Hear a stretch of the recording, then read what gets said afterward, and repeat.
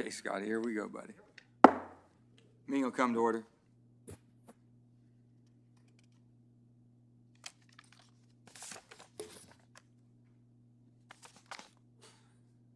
Although the news coverage would indicate that this week is Infrastructure Week, our committee seems determined to make it Science Week. On Tuesday, we held a nomination hearing featuring two nominees at the heart of the mission of the Department of Energy, the Undersecretary of Science and Energy, and the Director of the Office of Science.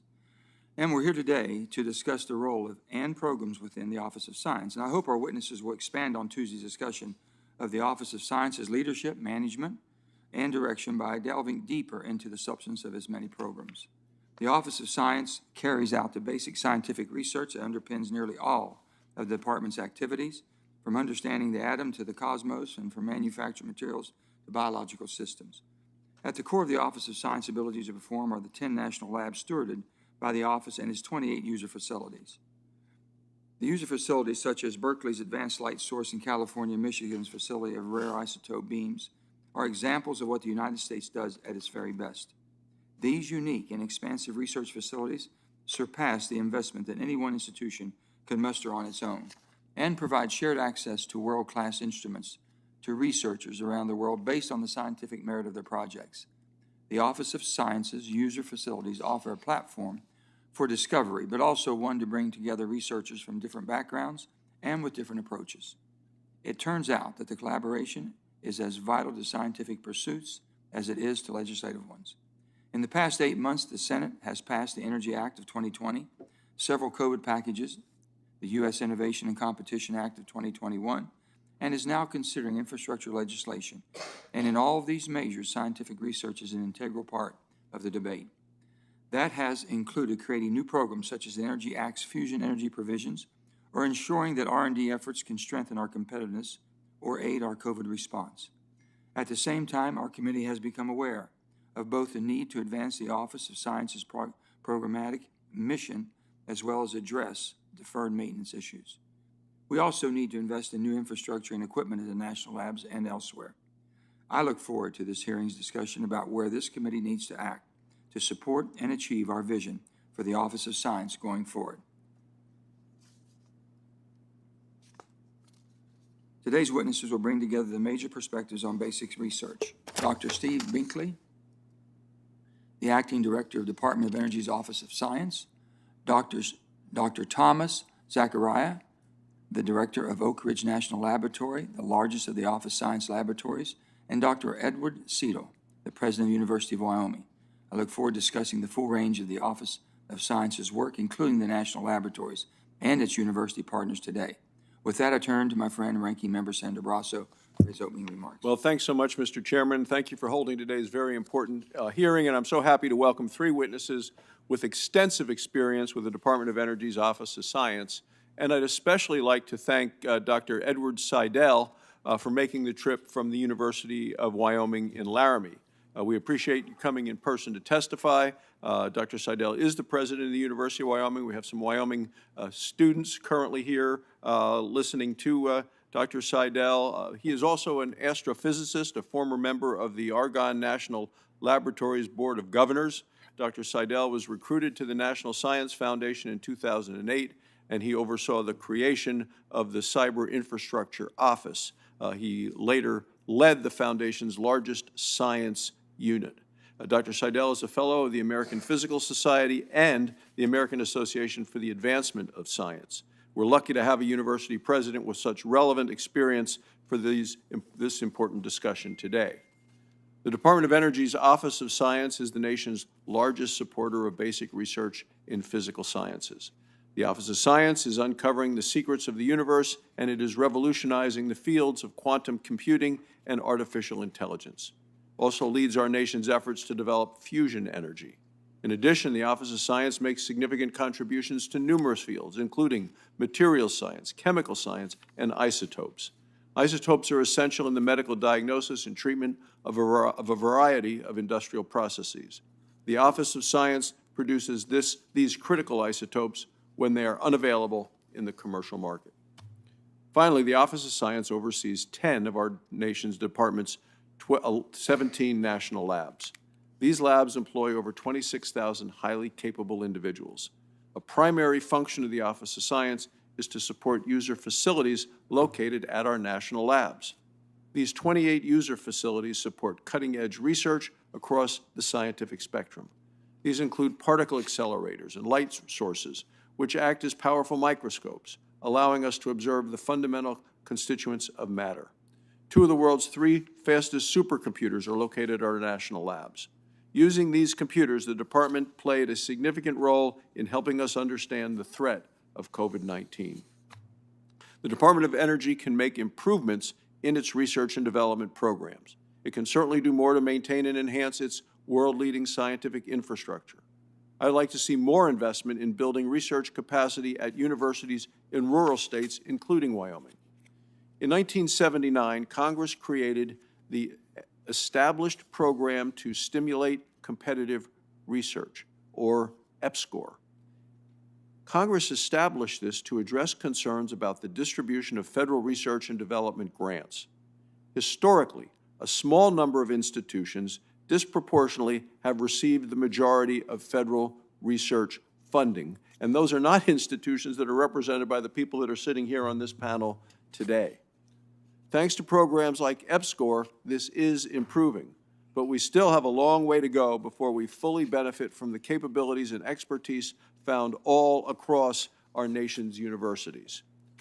President Biden's budget request for $3 billion for research at the Office of Science, but it only included $25 million for EPSCoR. Well, this is less than 1% of the Office of Science's entire research budget. I would also note that the President requested a $414 million increase for the Office of Science, but failed to request any additional funds for EPSCoR. We must do better to improve access to federal research dollars, and this committee is a place to make that happen. With 15 of the 20 EPSCoR states represented on this very committee, Mr. Chairman, I think it is something that we can all agree on. So I thank you, Mr. Chairman. I look forward to the hearing today. Thank you, Senator Barrasso, and I'd like to welcome all of our witnesses to the committee and thank you for discussing this important part of DOE's work with us. And today we have Dr. Stephen Binkley, Acting Director of the Office of Science, Department of Energy, Dr. Thomas Zacharia, Director of the Oak Ridge National Laboratory, and finally Dr. Edward Seidel, President of the University of Wyoming. Dr. Binkley, we'll begin with your opening remarks. Thank you, Chairman Manchin and Ranking Member Barrasso, and distinguished members of the committee. It is with great pleasure that I join you today to represent the Department of Energy Office of Science at this hearing to discuss the current and future role of the Office of Science as a foundational contributor to the U.S. science research ecosystem and as a driver of advances across many scientific and technical domains of critical importance to our nation. As this committee is well aware, the Office of Science's core mission is to deliver the scientific discoveries and major scientific tools that will transform our understanding of nature and advance energy, economic, and national security goals of the United States. We are the nation's largest federal sponsor of basic research in the physical sciences and the lead federal agency supporting fundamental scientific research for our energy future. Over the decades, the investments made by the Office of Science and its predecessor agencies have led to scientific results and technical achievements that enabled countless new technologies, businesses, large and small, and entirely new industries. In this way, we have contributed immensely to our nation's economy, security, and quality of life. We continue this work today. The Office of Science funds basic research annually across hundreds of U.S. academic institutions and all 17 of DOE's national laboratories. This research constantly pushes the frontiers of science through exploration of nature's most compelling mysteries, from the particles, atoms, and molecules that make up the materials of our universe to the DNA, proteins, and cells that are the building blocks of life. This research also yields new discoveries and technological innovations that are essential for the department's urgent missions in energy and environmental stewardship. Through a range of funding modalities, we support scientists who are advancing the physical underpinnings of the energy technologies and expanding our understanding of Earth systems. The scientific discoveries realized by our research community are enabled by access to the world's leading research tools at our 28 state-of-the-art national scientific user facilities, openly available to all researchers based on the scientific merit of their proposed research. These supercomputers, X-ray and particle sources, nanoscience centers, and other instruments of modern science help maintain U.S. scientific leadership as well as U.S. economic competitiveness by accelerating technology developments and deployments. The Office of Science and the DOE have long played an important role in advancing the missions of other federal agencies as well, from our partnership in the Human Genome Project to human health and well-being, national defense, and space exploration.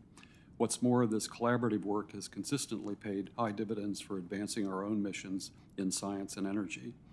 As reflected in the President's fiscal year 2022 budget request, the Office of Science will continue to invest in compelling foundational research in providing the most advanced tools for R&D and in a laboratory complex that is unequivocally the world's most comprehensive collection of scientific and technical talent. But we are also looking to the future.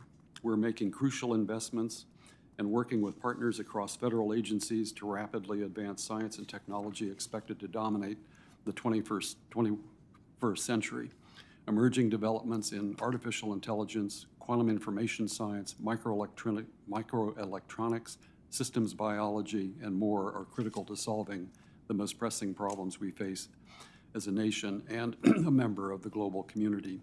These challenges include ensuring affordable clean energy technologies for the future, tackling the climate crisis, and addressing the ongoing COVID-19 global pandemic, among others. Importantly, our success depends on a thriving scientific workforce. We must continue to build coalitions of experts with diverse perspectives and backgrounds from institutions in the U.S. and abroad who can collectively conduct science at scales not possible at individual institutions. Our success also depends on our commitment to the principles of diversity, equity, and inclusion, including at the 10 DOE national laboratories that we steward, in the research and facilities we support, in our own staff, and in the workforce development programs in which we invest. As the Senate and its colleagues in the House continue to consider how to strengthen the U.S. research enterprise, our global competitiveness, the Office of Science and DOE are prepared to contribute robustly to those discussions. We are enthusiastic about increasing federal funding for R&D and look forward to discussions on how best to leverage the unique strengths of all federal R&D funding agencies to advance the goals set forth in the U.S.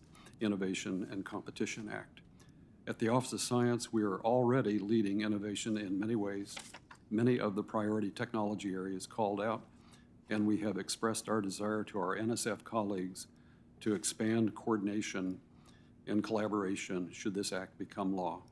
I would be happy to take any questions that you have. Thank you, Dr. Binkley. Now we're going to go to Dr. Zacharia for his opening statement. Dr. Zacharia. Chairman Manchin, Ranking Member Barrasso, and distinguished members of the committee, thank you for the opportunity to appear before you today. My name is Thomas Zacharia. I came to the U.S. from India 40 years ago to pursue my graduate education. In 1987, a postdoctoral fellowship brought me to Oak Ridge National Laboratory. I came to America because I wanted to help solve the world's most important problems. And this was the country with the will, the talent, and the tools. I never imagined that I would become director of Oak Ridge National Laboratory, the largest of the 10 laboratories managed by the Office of Science. I never imagined we would be called upon to fight a worldwide pandemic. We were ready when the call came. In a matter of weeks, we joined our sister laboratories to increase production of medical supplies, understand pandemic spread across the population, improve testing, and help develop treatments. I never imagined we would help change design and manufacturing in the United States for buildings and nuclear reactors, automobiles, and components for the Air Force and the Navy. We are transforming factories with new materials and methods, advances in sensors, high-performance computing, and artificial intelligence. And we are addressing cybersecurity up front. We are helping General Electric develop a turboprop engine printed as a single unit instead of assembled from 800 pieces. We have partnered with the University of Maine to create a new market for Maine's forest products industry by 3D printing with wood products. I never imagined we would help lead the world in materials discovery to advance clean energy technologies like batteries, solar, and clean hydrogen, or carbon capture and utilization at the scale needed to make a difference. We measure and model a climate system for better decisions in the fight against climate change. Our biotechnology programs are developing affordable and sustainable aviation fuel, bioproducts that sequester carbon, and sustainable replacements for environmentally harmful products like plastic. I never imagined we would be at the forefront of quantum information and materials, artificial intelligence, and supercomputing. This fall, we'll deliver the first exascale computer, the fastest in the world. We produce isotopes that fight cancer, diagnose disease, and enable NASA to explore Mars, isotopes that cannot be made anywhere else. And we play a key role in pursuing commercial scale nuclear fusion, a carbon-free, abundant energy source that will truly change the world. How did we accomplish this? By attracting the best talent in the world and making prudent investments in infrastructure. Let me echo what Dr. Richmond told this panel on Tuesday. We need to be as innovative as possibly can and get our scientists on board to make the kind of changes we need to stay ahead. That means infrastructure that helps us to recruit and retain the best. There are many needs across the lab system, but I will name three. Our basic laboratory infrastructure across the complex averages about 40 years old.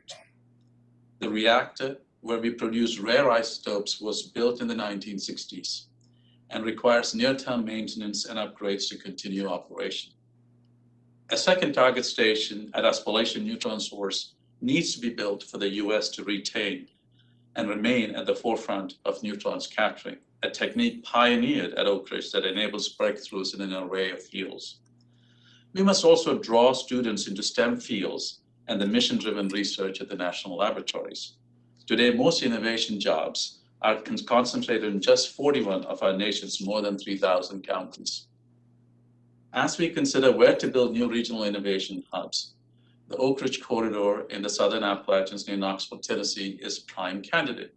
Our labor shed includes a dozen distressed or at-risk counties, as well as 2 coal-fired plants that the Tennessee Valley Authority will soon shut down. The corridor is already an established center of excellence due to the lab assets and other assets such as TVA and the University of Tennessee. An innovation center can leverage existing federal investments to create a modernized, reindustrialized city that advances DOE's vital missions in ensuring America's security and prosperity. Coupled with continued investments in science infrastructure, will attract and retain talent necessary to keep the U.S. at the forefront of science and innovation. Thank you for this opportunity and look forward to answering any questions you might have. Thank you, Dr. Zacharia. And now we'll turn to Dr. Seidel for your opening remarks. Chairman Manchin, Ranking Member Barrasso, and members of the committee, thanks for the opportunity to testify today. I've served in senior roles in the national scientific enterprise, but last year I was given the honor to serve as the president of the University of Wyoming, a proud part of rural America, which has an enormous amount to contribute, offering new opportunities and partnerships to strengthen DOE efforts in research and in economic development. Our vibrant national scientific ecosystem, supported by multiple federal agencies with distinct missions, boasts the strongest scientific capacity in the world. But we can't take our scientific nor economic leadership for granted. We're on the verge of losing it without new investment. Recent efforts in Congress aim to create, in effect, a national innovation infrastructure to grow the science and technology ecosystem. The U.S. Innovation and Competition Act, USICA, proposes a tectonic shift in funding to strengthen science and technology with innovation hubs to drive American competitiveness. The Senate and House need to reach agreement on legislation on science and technology. Other nations are not waiting while the United States considers different approaches. And furthermore, rural areas with unique strengths must be embraced. There are provisions in this legislation for rural states to compete effectively, and I urge that such provisions be kept in the final bill that emerges. Universities across the nation are ready to become even stronger engines for science and innovation. My own University of Wyoming has recently proposed major restructuring, planning a new statewide school of computing and a center for entrepreneurship and innovation. With our community colleges, we have formed a Wyoming Innovation Partnership to align educational and corporate partners, and our entire EPSCoR region, including the Dakotas, Montana, and Idaho, is forming a Rural Innovation Consortium, and I acknowledge members of the committee from EPSCoR states. Enter the Office of Science, playing a key role in making the U.S. scientific establishment the world's best. Among its unique strengths are unmatched computing programs, its science facilities, and which all require advanced exascale artificial intelligence and quantum computing approaches. The revolutionary LSST telescope is essentially a peripheral to a massive computing environment needed to repeatedly scan the universe, making a multi-hundred petabyte movie of its contents. The Advanced Photon Source upgrade will shine a light of unprecedented intensity on matter, providing fire hoses of data at unprecedented rates. And Argonne's Joint Center for Energy Storage Research depends on advances in computing to accelerate development of new materials to create powerful new batteries. However, deeper partnerships with academia and industry are still needed. The recent Council on Competitiveness report, Competing in the New Economy, recommends expanding lab missions to encompass economic competitiveness, and the labs are ready. What opportunities do rural states like Wyoming bring to science, technology, and innovation? Well, great talent resides everywhere. Robert Rathburn Wilson, founding director of Fermilab, grew up on cattle ranches near Frontier, Wyoming. The same talent and frontier spirit is found today, as inspiring visits to small schools such as Ten Sleep High School have shown me firsthand. Our region's assets are virtually unmatched, with large deposits of rare earths. Grand Teton and Yellowstone National Parks provide a unique-in-the-world ecosystem and a laboratory. Our national forests absorb carbon dioxide, but wildfires are relentlessly increasing as our world warms, and then they release it and pollute the air for thousands of miles. Our snowpack is essential for water in the West, supplying half the water through the Colorado River that serves Los Angeles. Our scientists predict a significant reduction of these water supplies during this century. Clearly, there is much overlap with the Office of Science mission. Deeper partnerships between universities and in rural regions and national labs would be mutually beneficial. I recommend that more faculty from EPSCoR regions be added to DOE advisory committees. Environmental issues do not respect state nor agency boundaries, so interagency cooperation is needed. Wyoming, for example, is home to NSF's National Center for Atmospheric Research supercomputing facility with ample capacity to house multi-agency efforts that could serve DOE, NSF, and others for a coordinated attack on critical environmental problems, while also serving as a regional hub that anchors a new innovation economy. I urge the committee to explore such possibilities. The Office of Science is an extraordinary national asset. Its efforts in advanced computing must be strengthened as a key element of the modernization of our national scientific and innovation infrastructure. Our overall effort needed to compete in the global economy must encompass assets from universities, national labs, and industry, including rural regions of America, for us to succeed in this global competition. Thanks for the opportunity to testify today. Thank you very much. Thank all of you for your testimonies. And now we're going to start our questioning. I'll begin with to Dr. Binkley and Dr. Zacharia. Earlier this year, I think you were watching, and several of our Senate committees deliberated the role of the innovation of strengthening U.S. competition globally. It was the China Challenge, we'd call it, as you know. The committee had recently passed its Energy Act of 2020, and we contributed to the dialogue this spring by championing the role of the DOE and the national labs essential to federal investment and innovation across a broad range of technologies. The resulting bill, the U.S. Innovation and Competition Act, includes an authorization for $16.9 billion new dollars in funding for research and development activities at DOE. So given this additional funding authorization, where do you see the greatest need and opportunity? Where do you all intend to invest it? And how should we expect our returns on investment? Dr. Binkley first, and Dr. Zacharia. Okay. Thank you, Chairman Manchin. So we're looking at numerous areas where investments could be made and have the most impact in innovation. and they would include areas in quantum information science and microelectronics and systems biology, essentially across the whole range of these, what we consider to be critical and emerging technologies. These technologies will open the door to essentially new businesses, and there are significant research opportunities in these areas as well. We also need to invest in the scientific infrastructure to support those activities. And in the case of, for example, quantum information science, there's a need for construction of facilities that can fabricate quantum devices and so on. Also, in the microelectronics area, there are significant advances that could be made in advanced lithography, and investments in those areas, I think, would be very, very key to the U.S. economy. Thank you. Dr. Zacharia? Thank you, Mr. Chairman. To amplify what Dr. Binkley said, I think the science enterprise, as you've heard, relies on the strong partnership between the national laboratories, academia, and industry. And as such, the national laboratories and DOE's Office of Science plays an important role in spanning that gap between foundational research that occurs both in academia as well as the national laboratories and translating into applications and societal impact through partnership with industry. I think there are, as Dr. Binkley mentioned, there are a number of areas where continued investments in research activities is key to provide the solutions that are necessary to address some of the critical problems that faces humanity, and particularly for us as a nation to compete with the rest of the world.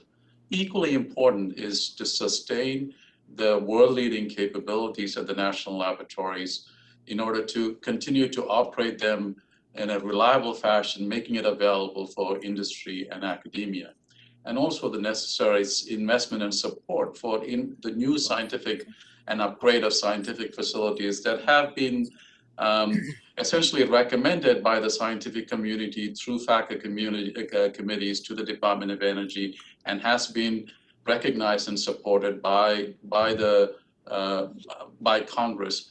I'll just give you an example. I touched on this earlier. Doctor, if I could, if I may, because I know our time is we all have limited time here, but if I could ask you, I think what's very important to all of us as senators who might not realize the role that the labs have played in helping us to advance a vaccine, working in collaboration with pharmaceuticals and equipment that we've invested in over the years. Can you both briefly give us a snippet of what you all have done to accelerate this for us to have a virus that attacked this country and attacked the world, for us to be able to come up as quickly as we did with the vaccine, and the role that the DOE, the labs played? So I would like Dr. Binkley? Yeah, I would like to comment on that, Sure. Mr. Chairman. So one of the key steps in getting to a new vaccine is understanding the detailed molecular structure of the virus itself.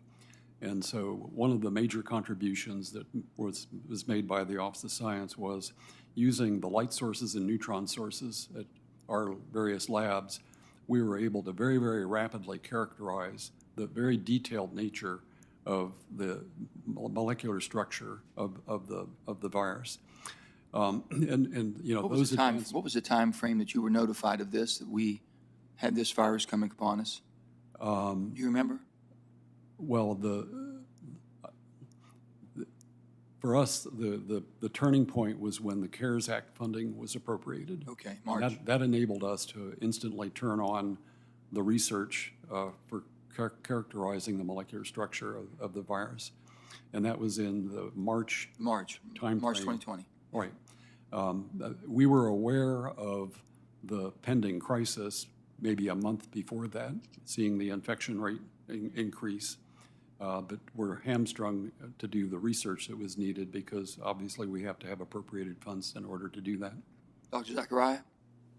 I would just add, Senator, that in addition to the light sources and the neutron sources, the Office of Science and its laboratories made its considerable capabilities in high-performance computing to both university and industry and other agency researchers to also scan through the compounds of available drugs to come up with solutions and new drugs that are capable of attacking this virus. Let me just say to all of you that there was not a bit of pushback for us to get the $16.9 billion carved out for our labs because of the applied science that you all have been doing and the great success you've had. So we know that you'll invest it wisely, and we're going to stay ahead of this curve so we don't have another virus creep up on us. We want to be ahead of it and be ready for it when it does come.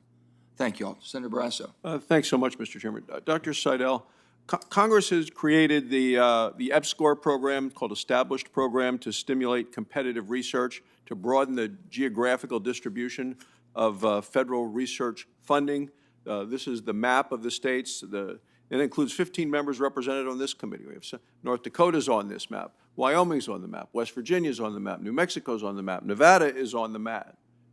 Less than 1% of the Office of Science's research budget goes to these 25 states, 15 of the members represented here. Is this program having its intended effect?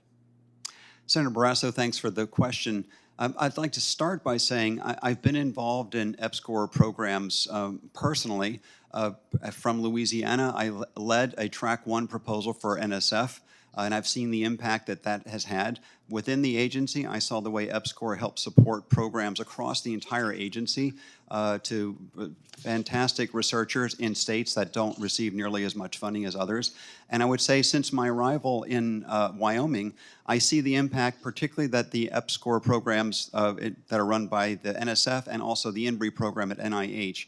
I don't see as much, frankly, from the DOE side. So while I'm very grateful for the support, and I think all of us are, that we receive through EPSCoR programs, I do think that more could be done. And I think that there are a lot of examples of why that's a good idea. So for example, number one, more research funding leads to great dividends paid back in terms of economic development. Many of the EPSCoR states are challenged in terms of economic development in their rural states, and so we need more investments in our economy in order to really grow and begin to build on the scientific investments that are already there. That is going to be a question I'm going to have for Dr. Binkley when we get to that point about what more can be done through the Department of Energy. But let me ask you this, Dr. Seidel. The Office of Science has 6 advisory committees, collectively include a total of 124 members. Of these 124 members, only 8 come from universities in these EPSCoR states. In fact, these 6 advisory committees include more members from outside of the United States than they do from members from EPSCoR states. So could you explain why it's important that the Office of Science include more members from universities in our EPSCoR states on the advisory committee? Thank you for that question, Senator Barrasso. So from my experience both within NSF, where we had extremely influential and effective advisory committees, for example, to mathematical and physical sciences, and my own role on advisory committees around the country and indeed internationally, I can say if they're run well, they have enormous impact in terms of understanding within the agencies what is actually needed by the communities. And rural states and EPSCoR states have unique perspectives and unique assets. So without more participation of their faculty on our advisory committees, we don't get the input that we need. So I would advise that we add more. So then to Dr. Binkley, do you believe universities in EPSCoR states are appropriately represented on the Office of Science Advisory Board? And how can the office address this, what I view as a lack of representation from universities in our states? Senator, I understand what the point that my colleague Ed Seidel is making, and we are in the process right now of really taking a detailed look at how we populate our advisory committees with the incoming, the incoming administration is really pushing us to do that, and we will certainly take this advice under consideration.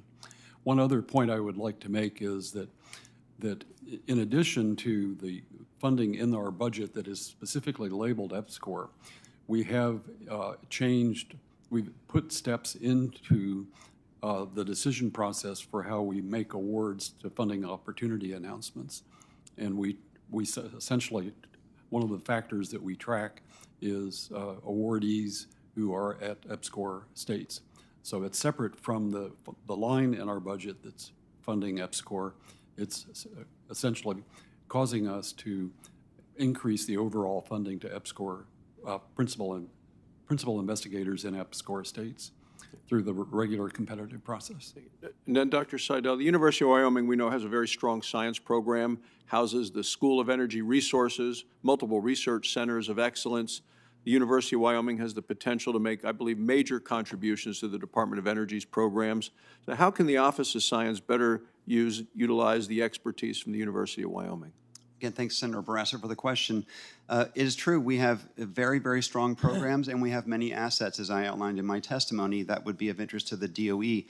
I believe that more partnerships, particularly directly with the national labs, would be extremely valuable. Having funding for exchanges, even joint appointments or postdoc and graduate student programs.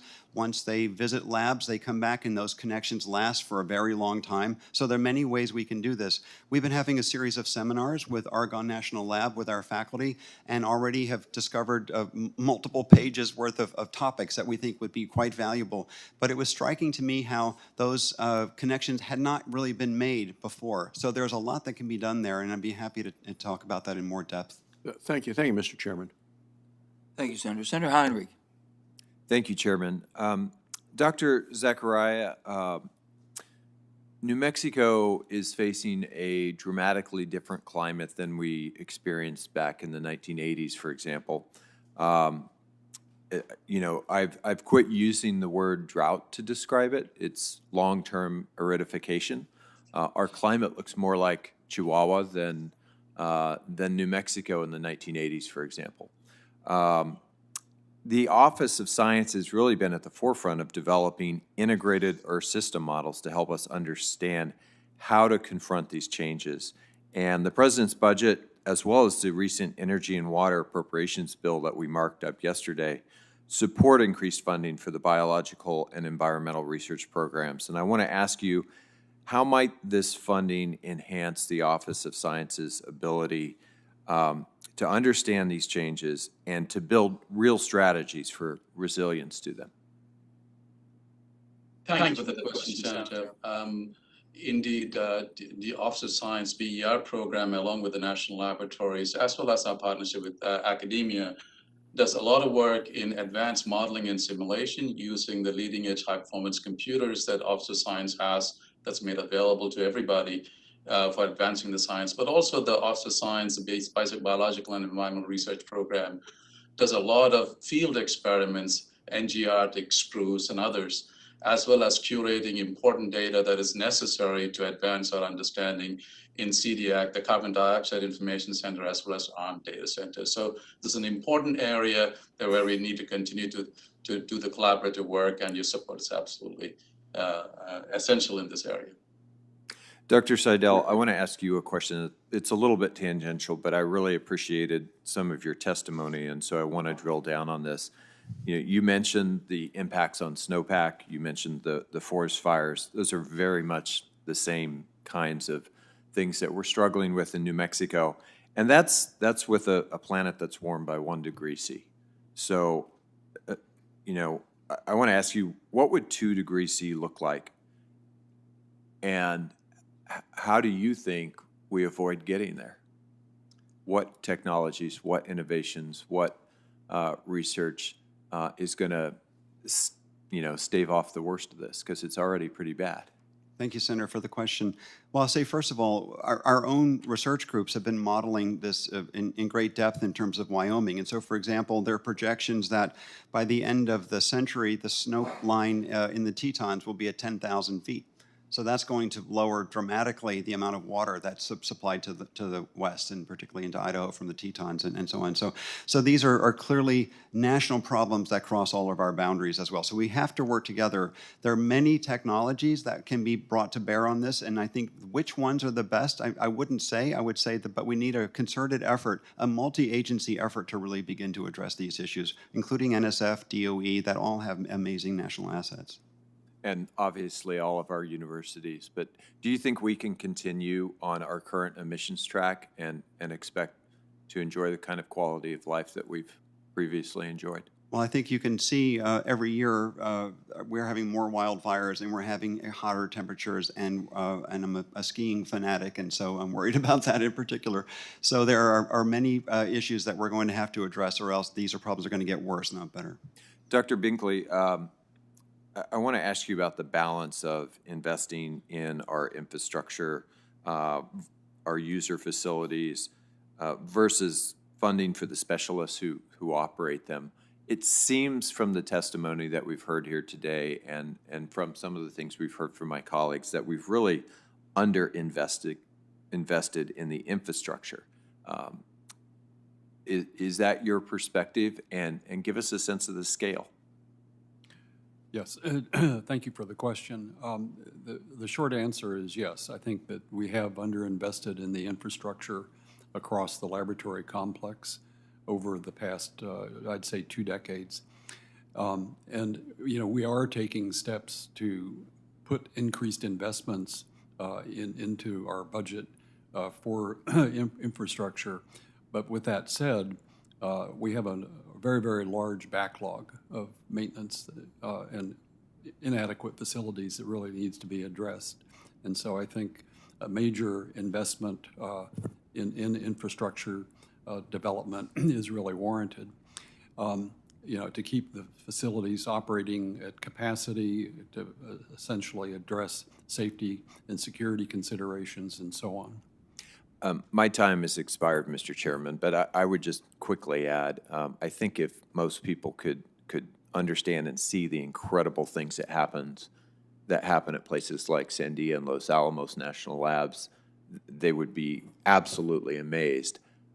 In addition, if they could see the age of some of the facilities where those things actually occur, it's remarkable to me that we've allowed much of this infrastructure to age to the point that we have without replacing it, without really giving our DOE the tools that they deserve to be able to serve this country well. Senator, just a little comment on that. You know, we've identified and they have identified $35 billion in need. And we did the China bill, and we were able to get 16 just to maintain the research, not anything for the physical upgrade, which didn't make a lot of sense to me, but we had to do what we had to do. Thank you. Senator Hoeven. Thank you, Mr. Chairman. Dr. Binkley, the head of the IEA, International Energy Agency, testified to this committee. He said that the carbon capture, utilization, and storage, CCUS technology is, quote, the most important technology that exists today. Do you agree with his assessment? Thank you for the question, Senator. I'm not sure that I would agree completely with his assessment. There's a suite of technologies that are really essential to handle essentially to decarbonize the atmosphere. And so, yes, the one that he's mentioned is very important, but I'm not sure that it's the most important one, sir. But you would agree it's very important. Yeah, I would agree. How do we enhance the technological viability and achieve commercial viability?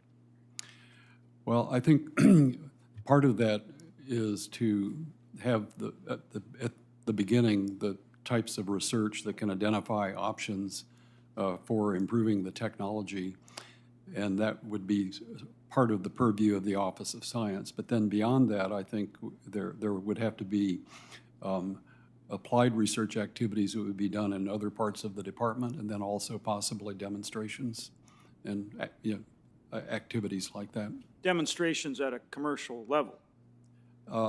At a commercial level, yes. Yeah. And when we talk CCUS, that applies not only to fossil fuel energy, it also applies to renewables. In our part of the world, we produce both. We have biofuels. We also have coal-fired electricity as well as oil and gas. And we're actually working with CCUS and carbon capture on both traditional and renewable fuels. So it's not picking one fuel source. Correct. You'd agree with that? I agree with that. Okay, Dr. Seidel, same questions to you, sir.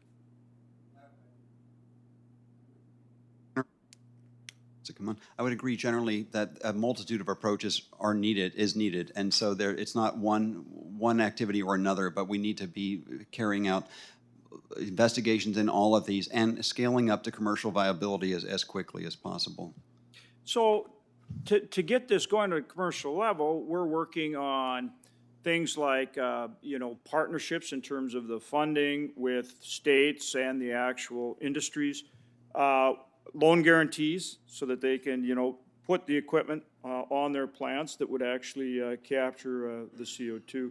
And then the 45Q tax credit is a huge one too, to help, again, with the ongoing costs, because there's parasitic load and all kind of things that go with it. What do you think of those? And are there other things we can do to move forward here and actually deploy CCUS technology? As a general statement, I think corporate partnerships need to be enhanced dramatically, and it's one of my priorities at the University of Wyoming is to build programs where we can work more closely with corporate partners, but we need other support, for example, through the national labs. And so I think three-way partnerships with companies and incentives for them to work with us. Of course, they need the scientific expertise, but there's sometimes financial and intellectual property issues we have to deal with. Making sure that intellectual property can be shared as appropriate is another one of the barriers that often comes up. So we're actually working very hard on that at my institution and many others around the country. Dr. Zacharia, what's the role of the national labs in actually making this happen? Not just researching it, but making it happen. Well, thank you very much for the question. As you've heard, I think the national laboratories play an important role in actively working with the universities and industry to scale up and demonstrate that it can be used. For example, working with National Energy Technology Laboratory and the Southern Company, we are already trying to deploy some of the point source capture technologies for carbon capture and utilization. But also we're working on trying to see whether we can use the air conditioners of both residential and commercial buildings to direct capture of carbon dioxide for again, capture and sequestration. So these are all possibilities that can be done in partnership with industry and universities. Thank you to all three of you gentlemen. And Mr. Chairman, I yield back the remainder of my time. Thank you. Thank you, Senator. And now we have Senator King. Is he still with us? There's my friend, Senator King. I am. Thank you, Mr. Chairman. And first, Dr. Zacharia, I want to thank you again for the wonderful visit that I had at Oak Ridge with our friend and former member of this committee, Lamar Alexander. It's incredible what you're doing there, and I want to thank you for that. Secondly, I want to join my friend Senator Barrasso in the emphasis and discussion of EPSCoR. I think it's a critically important program, and frankly, I think we're leaving discoveries on the table if we don't empower these wonderful institutions that aren't in the heart of the research ecosystem, but places like University of Wyoming, Montana, the University of Maine, all across the country. There's a lot of talent there, and EPSCoR is the key to unlocking it, and I hope we can continue to support that, and I certainly look forward to working with Senator Barrasso on that. Let me ask a couple of sort of narrower questions. One of the most promising technologies for the future of a carbon-free world is nuclear fusion. Dr. Binkley, where are we on fusion, and does fusion entail the same waste disposal problem that fission entails? Thank you very much, Senator King, and we certainly appreciate your visit to Oak Ridge National Laboratory. Fusion offers tremendous opportunity of clean, renewable energy for the future. That said, there is a tremendous amount of work that needs to be done, and the fact that the U.S. is part of the International ITER project, that is a first demonstration of nuclear fusion capability. But we are also leading the domestic activities in the materials plasma exposure experiment, which is important because taking part out of the fusion plasma and delivering on the grid is a technology that needs to be demonstrated. And of course, it also needs to, we have lots of work to be done, and there's tremendous interest in the private sector in working with the national labs and academia to advance some of these issues and challenges. Let me press you. You said opportunity. You said in the future. Are we talking 2 years, 5 years, 10 years, 20 years? Be more specific. How close are we? Well, I think for commercial applications?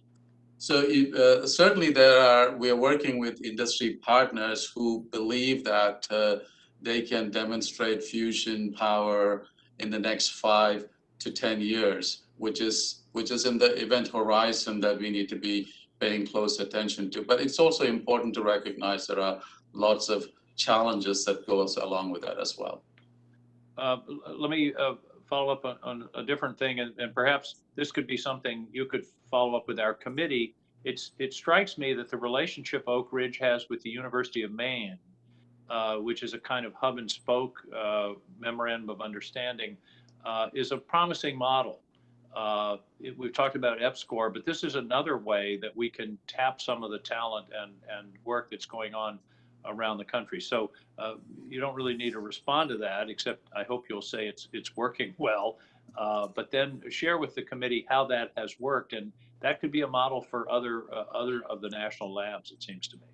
I completely agree, and be delighted to submit a detailed answer for the record. Let me ask one final question of Mr. Binkley. One of the most successful scientific research and development projects in living memory was Xerox PARC, or is Xerox PARC, which was a kind of unusual arrangement where a group of very smart people were gathered together without a particular mission. I mean, I know this runs counter to all of our instincts about, missions and definitions and deliverables and all those kinds of things, but they created the laser printer, Ethernet, the GUI interface. I mean, it was one of the most incredible outbursts of creativity and technology and science.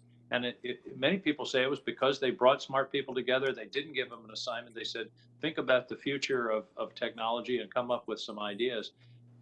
Is there space in all of this money that we're talking about for a kind of Xerox PARC model around the country, rather than the narrowly focused grant for a specific problem of carbon capture or storage or whatever? Senator, thank you for that question. It's an interesting concept. I'm pretty familiar with the Xerox PARC model. I'm also very familiar with the AT&T Bell Labs model, where there was essentially, there were certainly technologies that Bell Labs really wanted to mature so that they could be fed into the telecommunications infrastructure. But there was, they had a significant part of the organization that had scientists that were essentially allowed to, run free with ideas.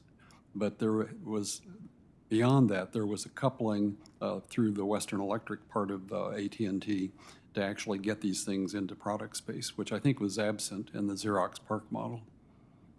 Well, the Xerox PARC model worked, but it worked better for Apple than it did for Xerox because of Steve Jobs realizing what was going on there. But I'm out of time, but I would commend some thought given. If we're talking about billions and billions and billions of dollars, I don't think Xerox PARC was terribly expensive.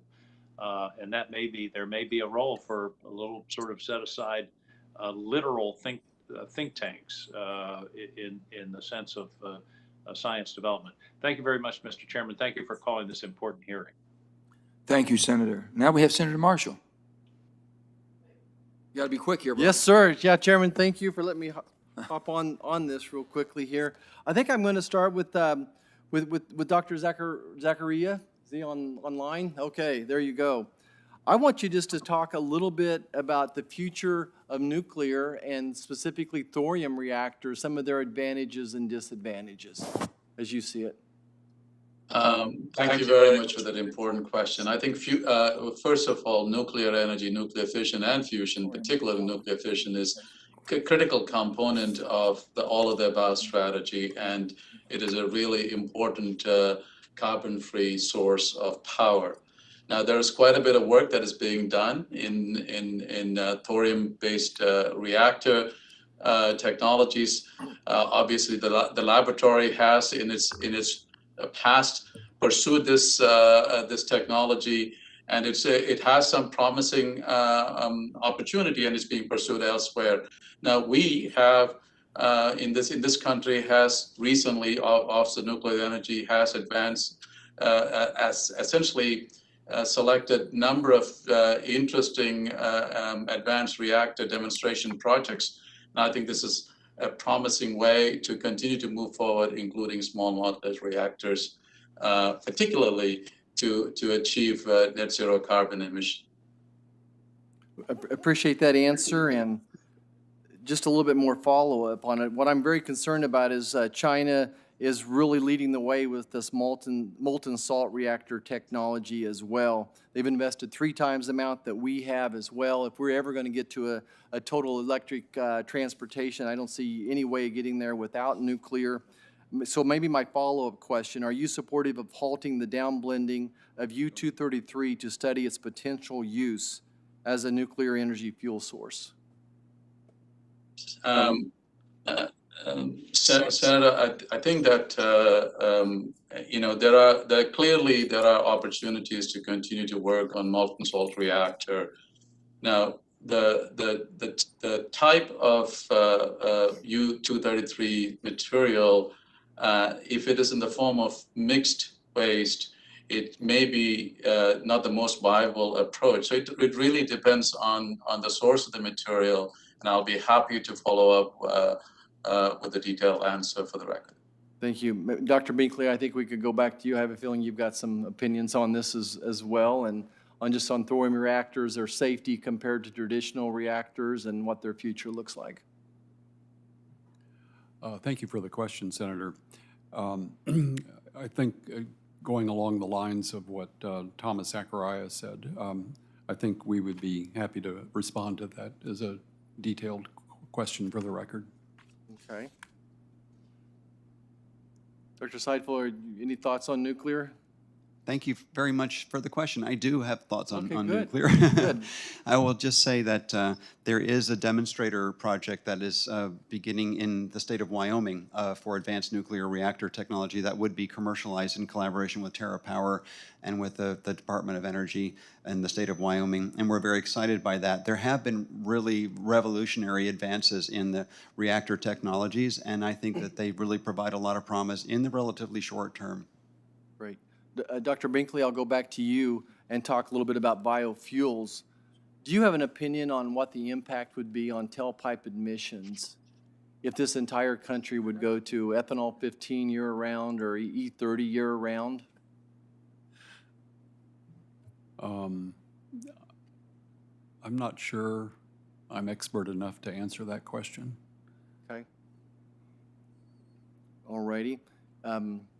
Any of our panelists have any experience with biofuels, particularly with biodiesel and renewable diesel, and what those opportunities look like for America?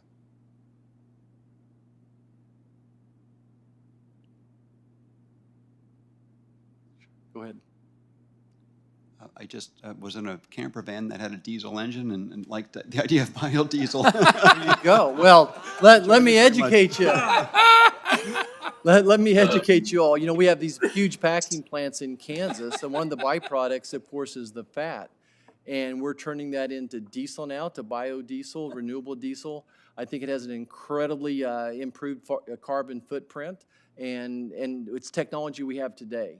It's not technology that we're waiting on 10 or 20 years and hope that we can all sit down and talk a little bit more about the great opportunities for biofuels. Thank you so much, Chairman, and I yield back. Thank you, Senator. That was such an enlightening question there, an answer.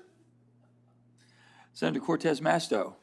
Thank you, Chairman and Ranking Member Barrasso. Gentlemen, thank you for being here. I am so pleased that Senator Barrasso led with EBSCOR. Thank you, because I agree with him 100%. And I know if President Sandoval from the University of Nevada, Reno, were sitting where you are, Dr. Seidel, he'd be saying the same thing.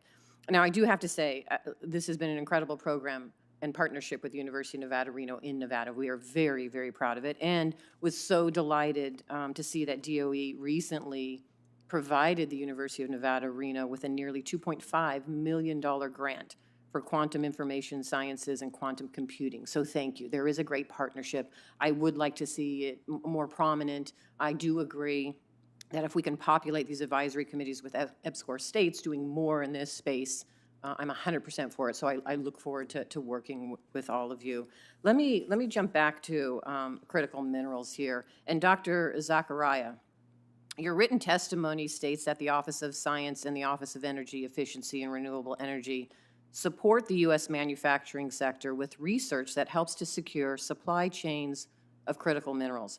Looking ahead, what do you see as the primary role for national labs in fostering the development of a domestic critical mineral supply chain? Thank you very much for that question, Senator.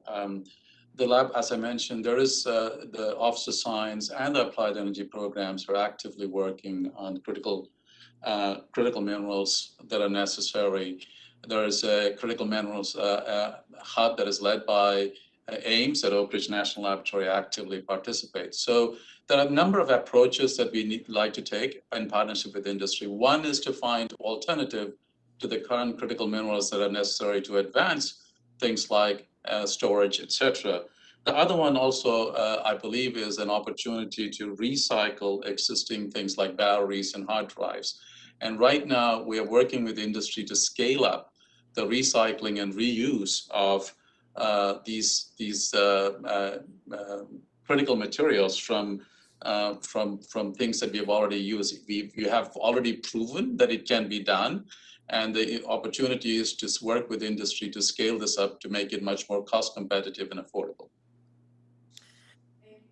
Excuse me, thank you. And you kind of segued right into the area that I wanted to talk to you about, which was battery recycling, because you know that fewer than 5% of lithium-ion batteries are recycled in the U.S. today, and that DOE is funding research partnerships with both public and private partners.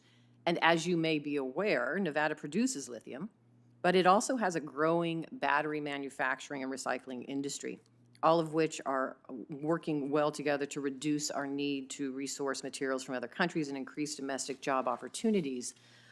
What else should we be doing, Dr. Zacharia, to further encourage and incentivize the deployment of this technology? And let me ask you this. In the current bipartisan infrastructure package that we are debating on the floor right now, I supported a provision to establish 2 DOE battery and components manufacturing grant programs, $3 billion for the Office of Fossil Energy and $3 billion for energy efficiency and renewable energy. This would be for demonstration, construction, or retrofit projects at facilities either publicly or privately owned regarding manufacturing of, battery recycling. Is that the type of incentive we need? Should we be doing more? And that's for Dr. Zacharia. Thank you, Senator. Secretary Granholm recently unveiled a national blueprint for lithium batteries. And there is the blueprint articulates 5 goals to secure access to raw and refined materials, and all the way to maintain and advancing U.S. battery technology leadership by supporting scientific R&D, STEM education, and workforce development. So that report is available. I think that investing in support of that national blueprint would be a compelling way to address this challenge. If I may also add, since I am a product of an EPSCoR state, I started out at University of Mississippi, just want to say that there is talent everywhere, and I just want to echo that there is an opportunity to strongly engage, and we continue to engage. One of the things that is not obvious is that Department of Energy, Office of Science directly funds universities, but there's also a tremendous amount of funding that is made available through the laboratories to these universities in the form of partnerships, joint faculty programs, undergraduate students and graduate students. So strengthening all those things would be important. Thank you. Gentlemen, thank you again. Thank you, Senator. Senator Hickenlooper.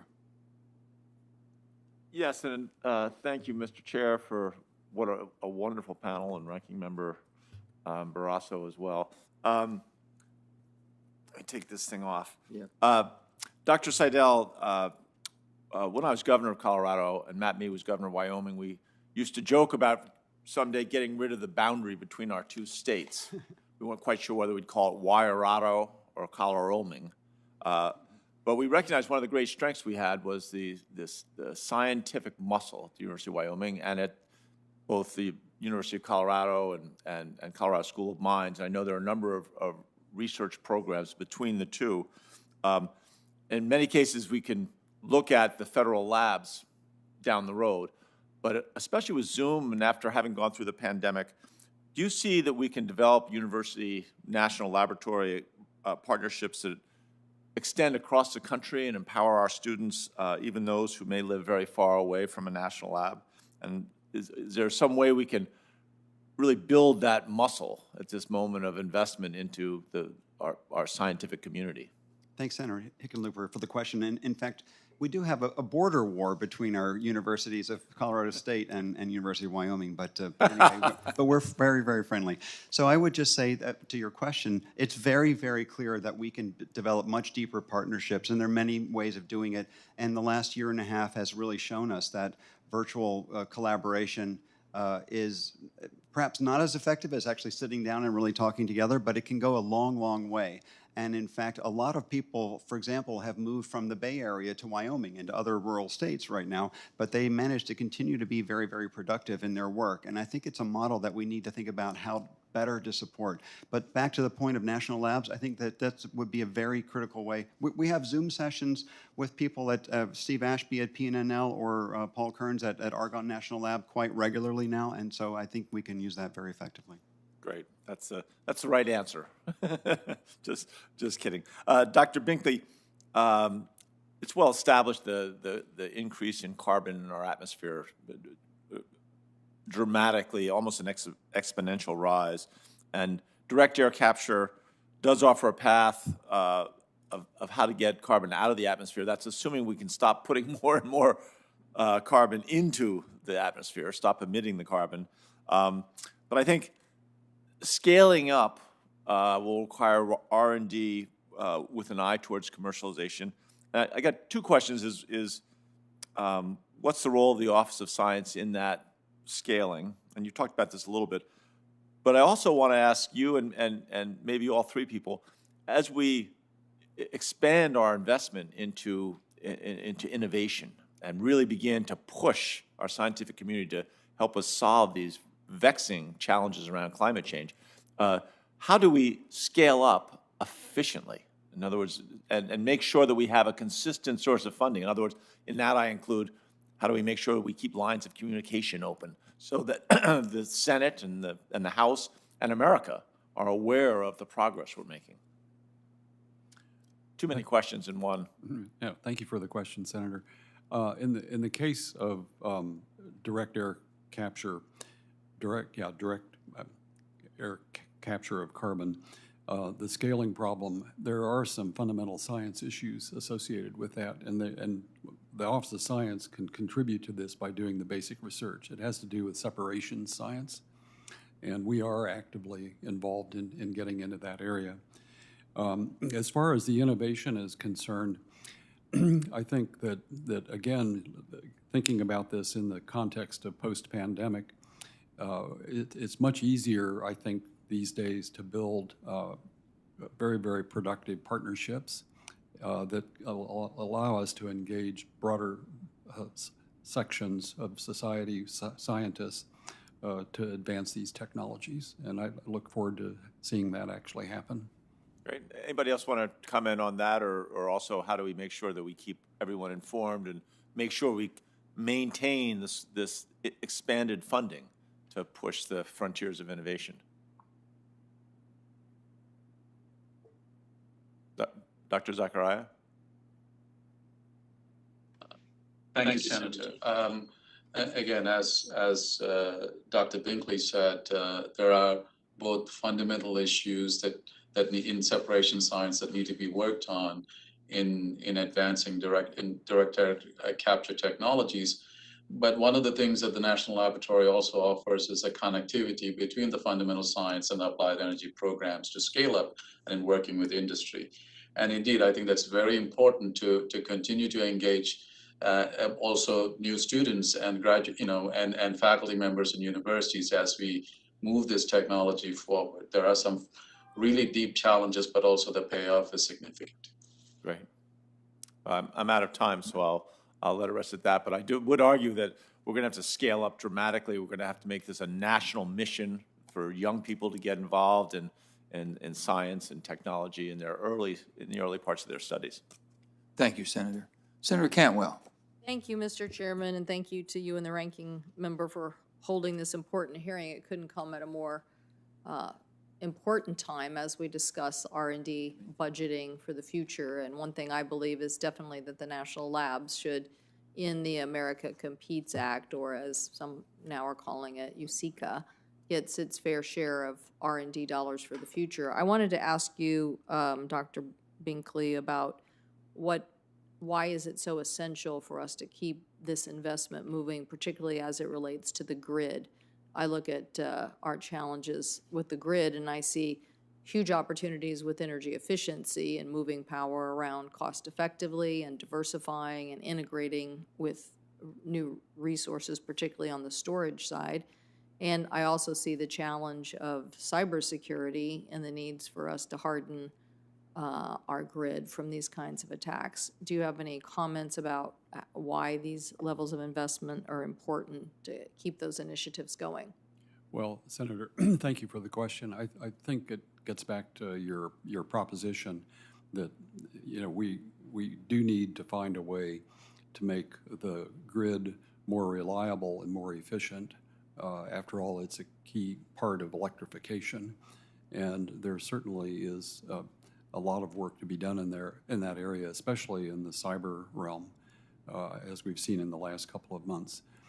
And so there need to be continued investments in cybersecurity technologies to better protect the grid, and then also technologies like storage, for example, on the grid that need to be, there needs to be a deeper capacity in those areas. And so I think continued investments across the board in those areas are really necessary. Could you venture to say it will cost us if we don't do them? Yes, I would say that. You know, if you look at some of the grid failures that have occurred, some of them induced by weather conditions, some of them induced by the wildfires and so on, and some just because of the aging of the infrastructure. Or cyber attack? Or cyber attack, yes. I mean, this seems to be the new thing, as to let's see how much intimidation we can drive through infiltrating power plants or pipelines, things of that nature. Dr. Seidel, you mentioned our dear Dr. Ashby, and thank you for doing that. We're very proud of what they do at PNNL. Do you have any thoughts on this subject? Just the R&D level and initiatives that we need to better upgrade and protect our electricity grid? I do. Thank you for the question. I would say, well, first of all, very generally, I see the USICA Act as really addressing American competitiveness in a very broad sense. And at the root of that is investment in basic science. But then it very specifically tries to connect it to other parts of the ecosystem so that we can innovate. So coming back to the power grid specifically, of course, if the power grid comes down because of any reason, and cyber attack will be more and more of concern, it really hurts our competitiveness in terms of our economy. There will be massive issues as electricity may be not available because of some failure in the power grid. So we really need to pay attention to this. And of course, we have an increasing need for power throughout the country as well. So all of these things are important. But there are many components, including, as Dr. Binkley said, for example, around the energy storage to make sure that there are sufficient reserves, at least for short-term disruptions in the power. So it has to do with cybersecurity, it has to do with battery storage, it has to do with alternate sources of energy that all contribute to this, including nuclear, including solar, including wind. And so all of these collectively help provide a more stable power grid. But then, of course, it's subject to potential disruption through cyber attacks. So do you think hardening of the grid should be a national priority? Yes. Thank you. Thank you, Mr. Chairman. Thank you, Senator. I have just a few more questions, and I think so does Senator Barrasso, and I'm not sure if Senator Cantwell does, or Senator Hickenlooper, if you have any more questions. I'm going to just another round very quickly if we do, okay? So to any or all of you, how close are we to achieving technologies needed to capture and utilize carbon dioxide, not just to sequester it underground, but to use it as a value-added waste product. Doctor? Anybody? Please. Yes. Senator, thank you Yes. for the question. Obviously, carbon is a valuable source that can be converted to a number of practical applications, both coal refuse as well as carbon that have been captured that can then be converted to perhaps carbon, low-cost carbon fiber applications, as well as other valuable products. Obviously, there is quite a bit of research that is going on in this area, as well as where we are working with industry to begin to start thinking about scale up. An important area would be things like graphene, as well as carbon electrodes, where again, there is some important activities that are going on. Doctor, I know that you all were involved in the 80s, the Clean Air Act with SOx and NOx and particulates and baghouses and all the things that we were able to do to clean up the environment, basically by coal-fired plants, many of them in my state. And with that, now we have, then CO2 came that became the great challenge. We came up with carbon capture, sequestration, utilization, but basically we figured out that we could take Clearstream carbon off, we could basically liquefy it, we could pressurize it and put it in the ground, but it was very, very costly. And unless there's going to be an added value to that, unless you have enhanced oil recovery, which we don't have, or pipelines to transport CO2, which is very challenging, it basically eliminates this type of tremendous amount of energy that's produced for our country. And if we do that in such a hastily way, we have no way of being energy independent. And the transition, until we have that transition, which is going on now, is going to put us in a perilous situation. That's what I'm concerned about. I know the transition's coming. We understand that. But with that, are we prepared? Or are we basically not doing enough? Because I would have thought by now we could have at least found a way to solidify it, use it as a byproduct in the building blocks, if you will, in the chain, that we just haven't gotten there yet. I have another question too. Where are we on developing the technologies that would eliminate any type of methane escape from our drilling process or our production of natural gas? Because we know it's a tremendous harmful element to our environment. And I thought that we had that pretty much under control. But I'm understanding there's still an awful lot of methane escape when we're drilling and extracting. And really, if we've had that technology, do you know, any of you? Doctor, would you know about that, what you all have done, or any of the labs have done on that? Mr. Binkley? So there is work going on in the labs in that area. It's a pretty vexing problem, though, because, the fugitive emissions from sources like that, a lot of the control really has to be taken at the source. It's not a scientific problem. It's more of an engineering problem. Yeah. I mean, in the eastern part of the United States, we do an awful lot of capturing. Out west, they haven't. And the reason I found out, they can't get permits for pipelines to take the methane off. So is it kind of a situation to where they want to be having that in a situation where they have a way to beat on it, if you will, and stop all drilling on BLM lands and things of this sort? We need production of energy. And the new technologies coming on, I'm all for renewables. I'm all for storage. I'm all for all of this.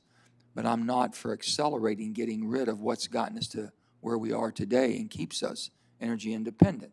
And there's a proper transition that should go on. And I want to make sure that we don't accelerate that to the point of our own detriment. That's my concern. And I don't know if we're moving. How do we get so quickly to SOx and NOx? How do we have scrubbers? I grew up in a time with all the power plants around us where I grew up, and my parents had a hard time my mother putting her wash out. I remember all those days. That went by the wayside. By the 90s, we were out of that. All we had was this vapor. But with that, there was CO2 going up, carbon into the air, and they want to say, okay, now let's get rid of that too. We haven't made very much advances from the 90s to present. In the last 20 years, as quickly as we did with SOx and NOx and particulates of mercury. We put a lot of money to you all. Yes, sir. Doctor, do you have anything you like to say on this? How come we have hit a milestone that we're not advancing our technology as quickly as we did with the Clean Air Act back in the 80s and 90s?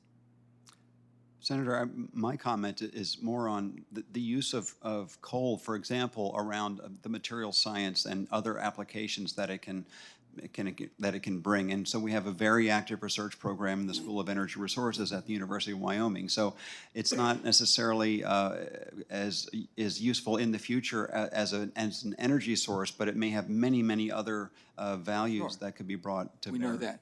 In West Virginia, I'll just leave it. I'll stop at this. West Virginia has just basically patented a microchip made out of carbon.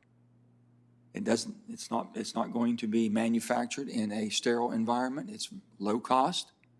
It seems to have good conductivity. Everyone seems to think it's going to work and work excellent because you can see the chip shortages we have right now. So we're looking at some of that. We're also showing on a commercial scale that we can take rare earth minerals out of the waste stream from coal. So we have an awful lot of that in the eastern part of the United States especially, that we can basically recover an awful lot of material that we now are dependent upon foreign supply chains. So there's so much that can be done, and we need to advance this as quickly as possible. With that, I'm going to turn to Senator Barrasso. Well, Thank you. thanks, Mr. Chairman. Dr. Binkley, we've had an entire hearing here earlier this year on making sure that our research doesn't fall into the wrong hands. What's the Department of Energy doing to ensure research funding and research results don't go to groups and individuals with ties to our adversaries like China or Iran? We've been concerned about leakage from universities to other places. Could you visit about that? Yes, Senator, thank you for the question. It's a very serious problem, very serious issue, not only for the Department of Energy, but also for the other parts of the federal research enterprise, like the National Institutes of Health and its National Science Foundation, and even the DoD. They put a lot of research dollars into universities. Our approach within the Department of Energy is sort of two-pronged. One is focused on the national laboratories, and we have developed a list of what we consider to be critical and emerging technologies, and have used the expertise in the labs to understand what aspects of those areas, quantum information sciences, for example, needs to be protected better. And it's not really feasible to use classification to protect it. I mean, it really requires a judgment on the part of scientists to understand where the real risks are.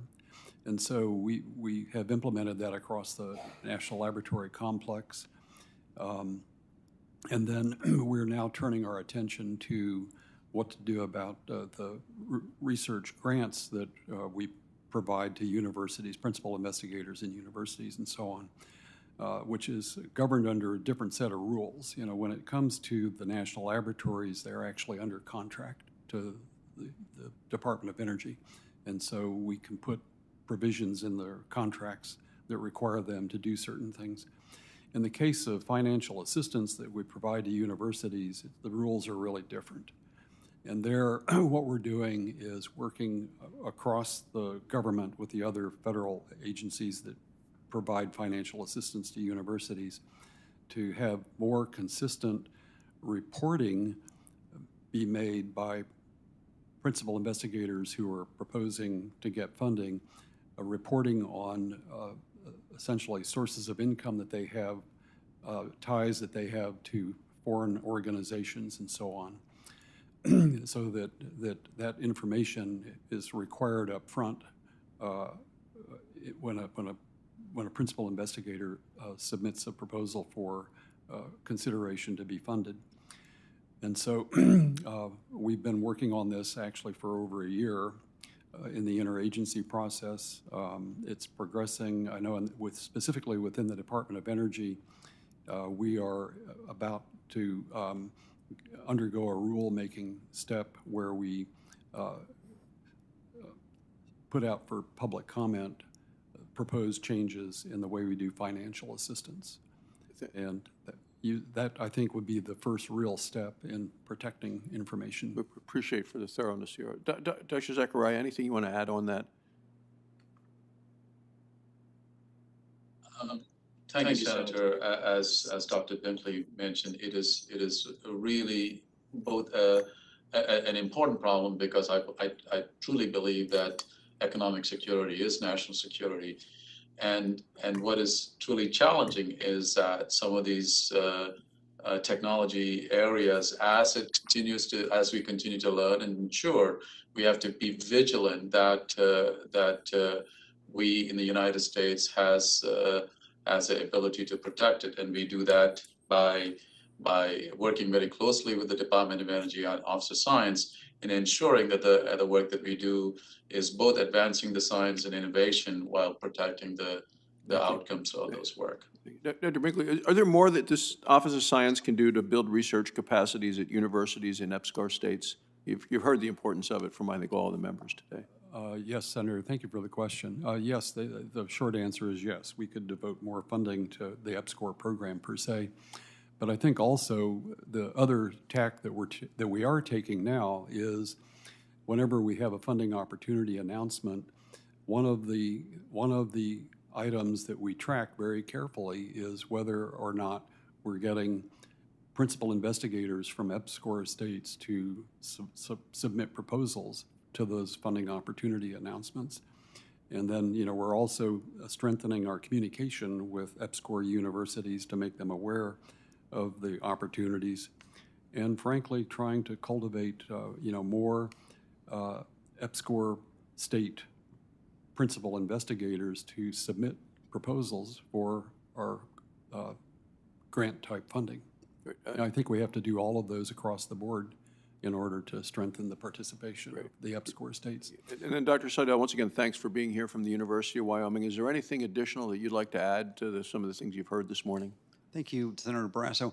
Well, I would say that not only EPSCoR funding within DOE needs to be increased and more effectively used. I think that's important. But all other kinds of programs, for example, building bridges between the national labs and universities across the region, but particularly across the country, but particularly in rural regions, I think it's extremely important. And as we're already discovering, there are lots of opportunities that just aren't tapped yet. And so making that available in terms of those relationships and building them, finding good ways to build them will pay real dividends.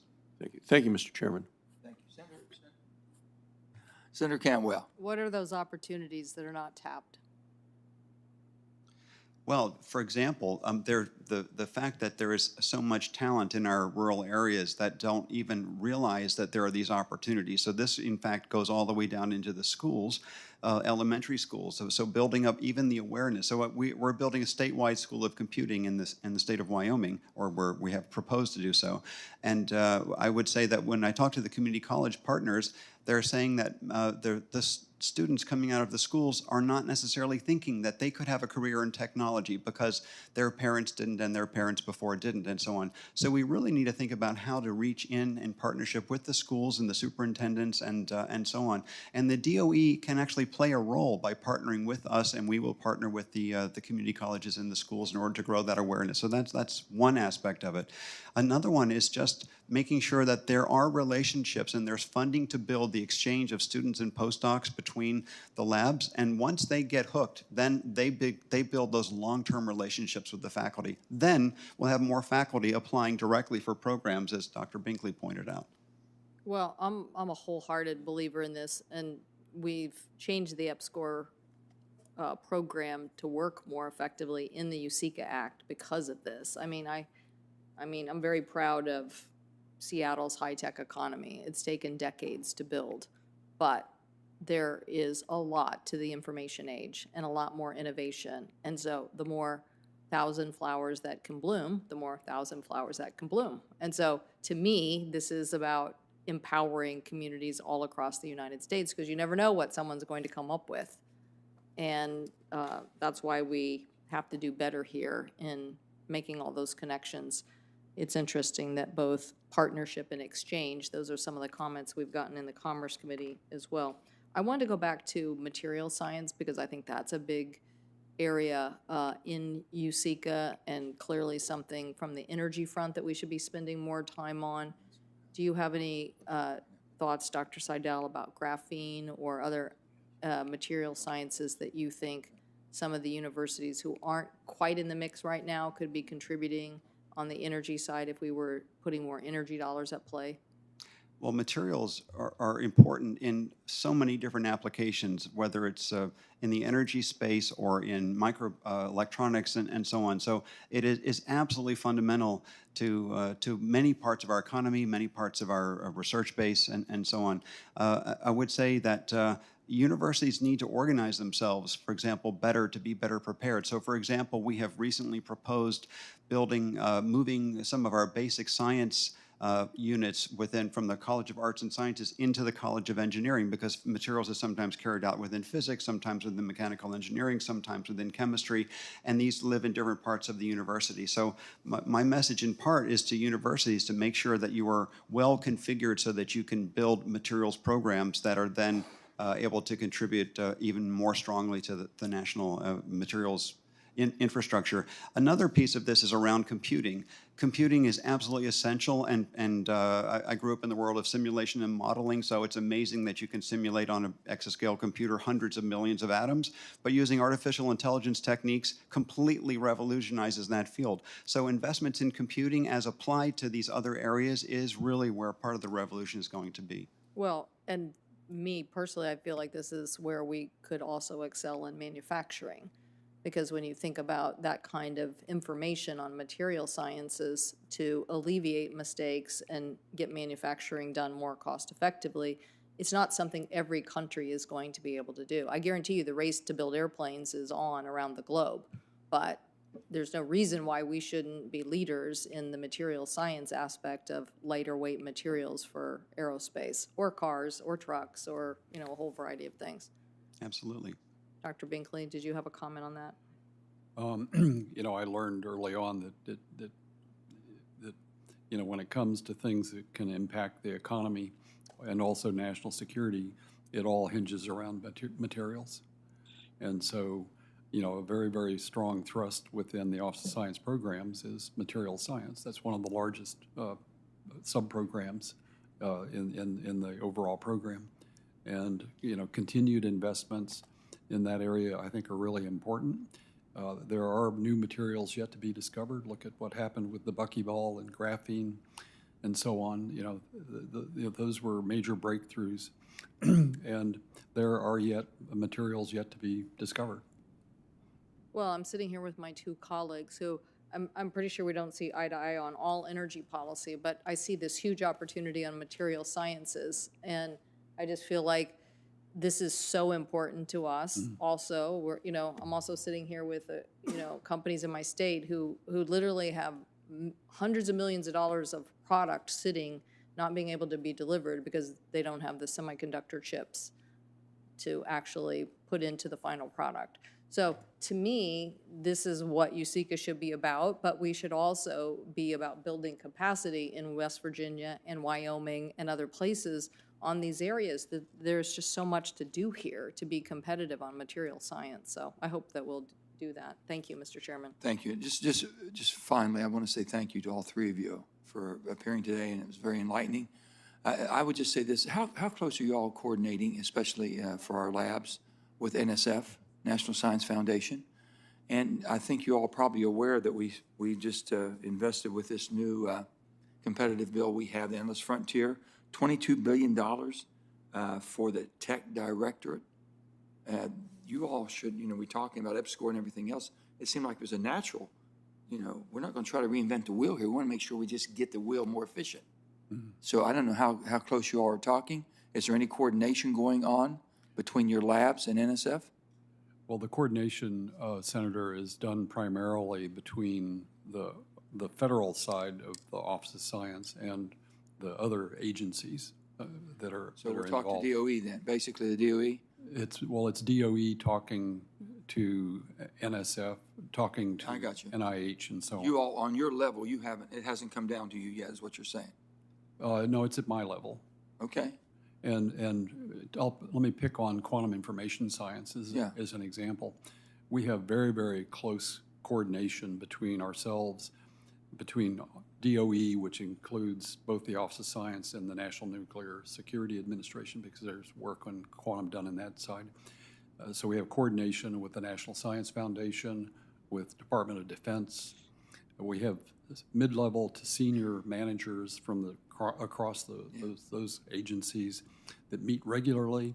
We have annual program manager meetings where we get all of the QIS program managers from across the government together to go through what each person is doing, what they're funding, what their priorities are. And let me make sure that I think between myself and Senator Barrasso pretty much feels the same way. We want to make sure that it's not redundant. We want to make sure that we're not creating silos. We want to make sure that the money that the American people are investing through our Treasury is going to get a return on that investment. That means basically getting the maximum use of what we already have. Absolutely, Okay. sir. And that's exactly what we're trying to do. And we do that in the machine learning AI area. Well, we're going to bring you back frequently to keep us updated on how you're doing. Yes, sir. Okay? Be glad to do that. Okay. Let me thank you. I'm sorry. I'm Just sorry. on that point, though, I just want to clarify because of the question. We do believe the DOE should have more should also have more dollars in USICA. Yes. Thank you. Okay. Okay. This is, Is I think you said it earlier when you were talking about how important, there isn't an issue of national security or, competitiveness that doesn't come back to the material science aspect. So there is work that NSF can do, but there is very important work that the national labs need to continue to do. And so this is a very big component. I just want to make sure that, Mr. Chairman, again, that we are advancing the agenda of the national labs in addition to our competitiveness in other areas like EPSCOR. I think we're all on the same page, absolutely. Okay, thank you. Thank you again for all of you for being here, and we appreciate your input and also your testimonies. The members will have until close of business tomorrow to submit additional questions for the records. Thank you again. Meeting's adjourned. Thank you.